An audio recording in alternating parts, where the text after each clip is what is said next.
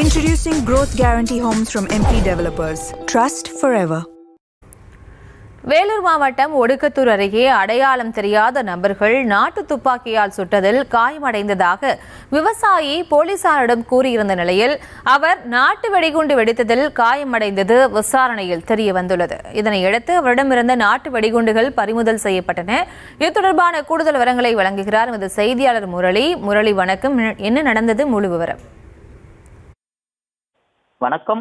வேலூர் மாவட்டம் ஒடுக்கத்தூர் அடுத்த சின்னப்புதூர் கிராமத்தை சேர்ந்த விவசாயி வெங்கடேசன் என்பவர் இன்று காலை தனது நிலத்திற்கு சென்றபோது அங்கு அடையாளம் தெரியாத நபர்கள் நாட்டு துப்பாக்கியால் சுட்டதாகவும் அதனால் கையில் பலத்த காயம் ஏற்பட்டதாக வேப்பங்குப்பம் காவல் நிலைய போலீசாருக்கு தகவல் கொடுக்கப்பட்ட நிலையில் வெங்கடேசன் முதல் உதவி சிகிச்சைக்காக அணைக்கட்டு அரசு மருத்துவமனையில் சேர்க்கப்பட்டு பின்பு மேல் சிகிச்சைக்காக வேலூர் அரசு மருத்துவக் கல்லூரி மருத்துவமனையில் அனுமதிக்கப்பட்டார்.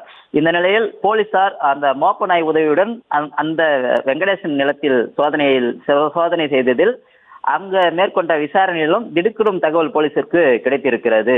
அதாவது வெங்கடேசன் தனது நிலத்திற்கு வரக்கூடிய வன விலங்குகளை விரட்டுவதற்கு நாட்டு வெடிகுண்டை வெங்கடேசனே தயாரித்து வைக்கும் போது அதில் ஒரு குண்டு வெடித்ததில் வெங்கடேசன் கையில் காயம் ஏற்பட்டிருக்கிறது.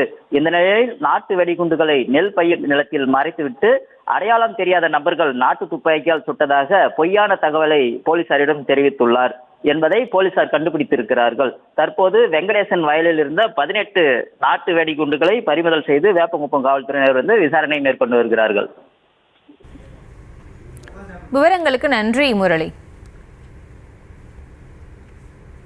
Introducing Growth Guarantee Homes from MP Developers. Trust forever.